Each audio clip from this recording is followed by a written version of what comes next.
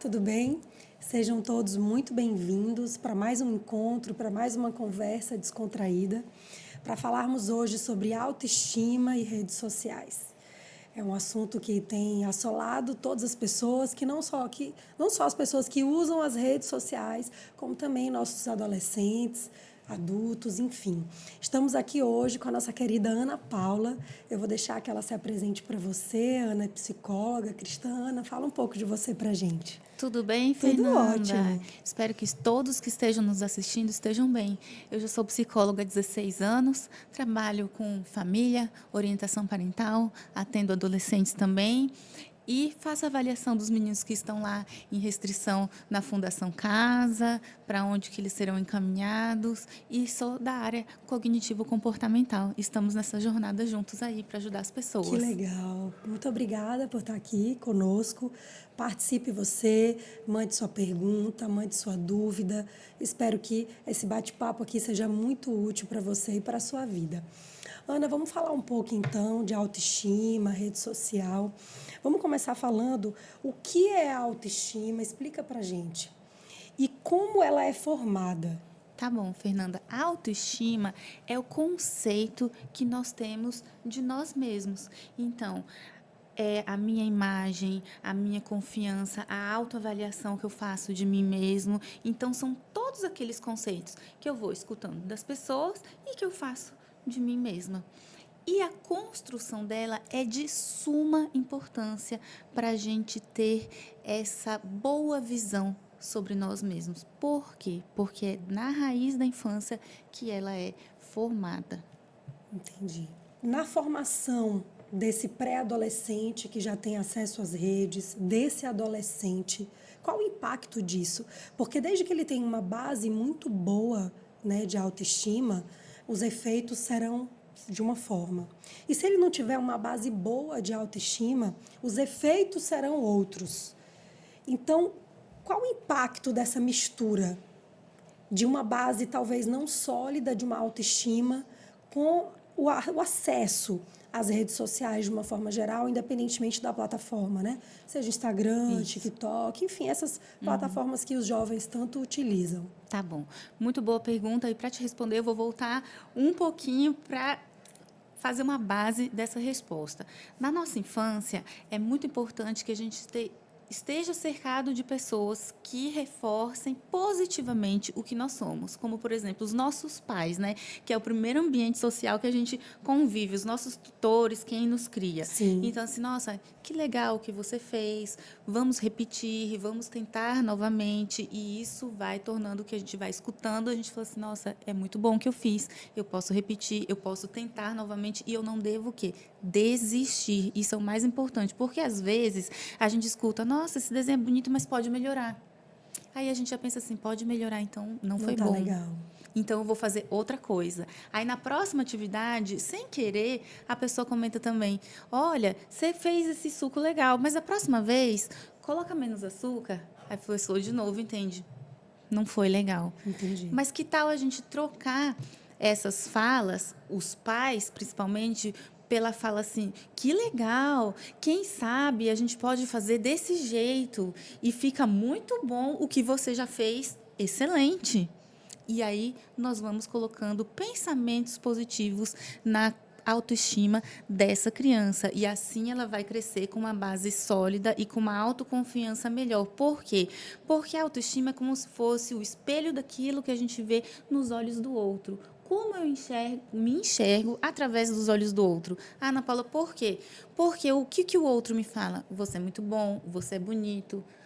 Quem já não escutou? Seu rosto é tão bonito, pena que tá gordinho. Uhum, Nossa, isso afeta muito a criança. uhum. Nossa, que camisa bonita. E esse cabelo não vai pentear? Então, a gente é muito machucado, sem querer, querendo, por alguns comentários. E a criança que sofre bullying na escola e não é tão trabalhado em casa? Ela, às vezes, nem consegue responder, porque todo o tempo ela vai querer responder aquilo que o meio ambiente externo solicita, não aquilo que ela pensa dela mesma. Então, o segredo é os pais, amigos, colegas, tutores é darem aquelas palavras positivas e de que nunca desistir. E trabalhar os recursos internos que a gente tem. E, com isso, o adolescente ele fica mais forte para poder gerar essa autoconfiança. Porque já é uma fase de muitas dúvidas, são muitos hormônios gerados nessa fase e a gente quer também desenvolver nossa independência, né? Muitas coisas a gente deve fazer porque tem as obrigações da escola, tirar nota alta, a gente já pode ajudar e deve ajudar nas tarefas de casa.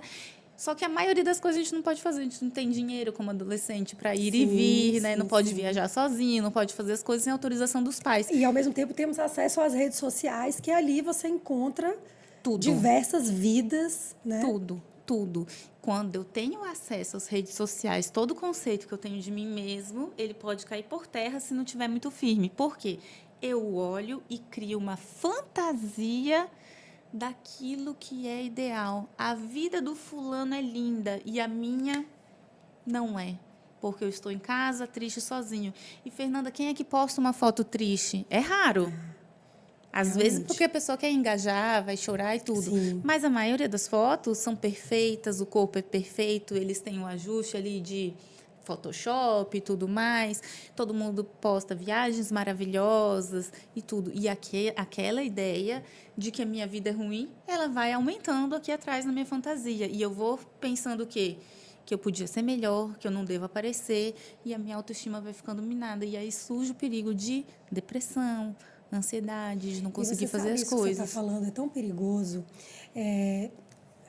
Nós pais, né, a gente tende a achar que a autoestima dos nossos filhos é construída de forma isolada, né, numa conversa aleatória, que a gente puxa um assunto sobre. Não, ela está sendo construída o tempo inteiro nos diálogos. Né? Ela está sendo formada ali a qualquer conversa, a todo momento, seja numa roda de amigos, seja numa roda de conversa em casa, né? No momento à mesa com a família. Então, a gente tem que tomar muito cuidado com as palavras. Isso é muito delicado, porque é o tempo inteiro. É o momento de diálogo ali, aquilo tudo está sendo formado. A gente não sabe como aquela criança ou aquele adolescente está recebendo aquelas informações, aquelas observações, aquelas pontuações, aquela crítica.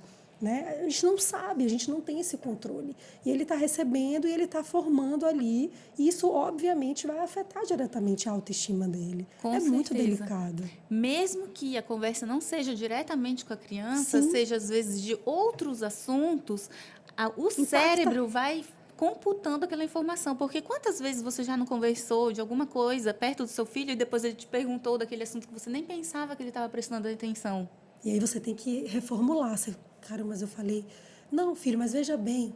Exatamente. Então, às vezes a gente faz uma crítica até ao nosso trabalho. Isso não está legal, isso não me caiu legal, fiquei tão triste. E ela computou aquela informação. Olha, trabalhar não é legal, causa sofrimento, a minha mãe chorou. E às vezes não sabe contornar certas situações para a idade dela. Aí a professora fala uma coisa, olha, pode melhorar essa nota não foi legal, não reflete o que é você. Como assim não reflete o que sou eu, uma nota? Eu posso ser bom em várias coisas, mas eu também posso ser ruim em alguma coisa. E, às vezes, os pais ou os professores exigem que nós sejamos bons em todas as matérias. Por exemplo, eu não era boa em matemática nem física. E isso me entristecia muito, porque eu tinha colegas que tinham notas excelentes. Mas eu era bom em biologia, em arte, em história, geografia, português, redação. Então, assim, por que aquilo que não é bom é tão reforçado e o que é bom é esquecido de ser elogiado? E impacta, né? Muito. Muito. Um detalhe que pode ser perfeitamente ajustado. Porque o impacto emocional afetivo é muito maior do que aquilo que me marca mais, que me causa um trauma, né? Então, a emoção maior é da tristeza. E se eu não agrado meu pai, meus professores e meus colegas, eu fico triste e logo falo assim, eu não sou uma pessoa competente. Eu chego a essa conclusão. Por isso que é muito perigoso para a criança e para o adolescente. E essas conversas a gente tem que saber. Então não pode conversar nada na frente do adolescente?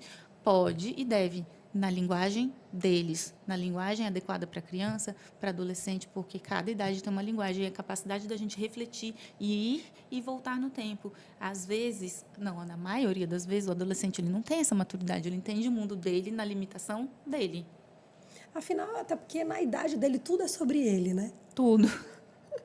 Ele é o centro ali, né? Então, mesmo que seja um assunto que não tenha a ver com a vida dele ou com algo que ele esteja passando, Ele ele vai pensar que é recebe. com É ele. com ele. E me diga uma coisa, psicologicamente falando, acho que a gente até já falou um pouco sobre isso. Qual o impacto e os efeitos dessa comparação que todas as pessoas que usam as redes sociais fazem com a vida do outro? A gente até falou um pouco sobre isso, mas psicologicamente falando, o que, que isso pode ser desenvolvido para a gente ficar em alerta, para os pais perceberem isso? Muitos adolescentes têm hoje desenvolvido depressão e ansiedade por conta de que não conseguem alcançar aquele ideal que é visto e do que é falado, porque muito se fala hoje em dia sobre alta performance e você tem que acordar cedo, fazer exercício físico, ter um corpo bacana, se vestir bem, ir à escola, se comportar de um jeito, ter um grupo social que seja bacana, né? Porque você não pode ser daquela equipe que não fala muito, do nerd, daquele que recebe bullying, mas você ser o mais descolado. Então, você tem que performar bem tudo. E isso é uma exigência muito grande. Então, o que está sendo ensinado? Será que eu não posso ter um equilíbrio na minha vida? E está tudo bem. Nem sempre você está feliz, nem sempre você é competente em tudo. Às vezes você está triste, não consegue fazer alguma coisa muito bem. E está tudo bem ser assim. E essas coisas não são explicadas porque o que é passado por imagem, nosso cérebro computa e vai para o nosso subconsciente que comanda 90% das nossas ações e 10% que a gente consegue ser consciente. Só que esse consciente processa no subconsciente, entendeu? E aí a gente transforma aquilo numa ideia que eu formei. E aí eu vou transformando aquelas atitudes naquele conceito, naquela fantasia. Então, o autoconhecimento ele é de suma importância nesse período de desenvolvimento aí de autoestima. E para a gente adulto também, Sim, né? com Que certeza. eu me conheço, eu sei do que eu sou capaz. Com certeza. Inclusive, em Salmos 139, versículo 14, eu vou ler aqui para vocês, diz assim: Agradeço ao Senhor por me ter criado de maneira tão perfeita e maravilhosa. Suas obras são maravilhosas e eu sei disso muito bem. Salmos 139, 14. Que conselho você dá para esse jovem que está nos ouvindo para desenvolver uma autoestima sólida, pautada naquilo que o Senhor nos orienta, de acordo com a palavra dele? Perfeito. Se a gente se basear que nós fomos feitos à imagem e semelhança de Deus, que outro exemplo melhor? Nós somos filhos do rei. Então nós somos príncipes e princesas. Somos perfeitos também, né? E tudo que tem na Bíblia de alimentação saudável, exercício físico, leitura da igreja fortalece a nossa mente, alma e espírito.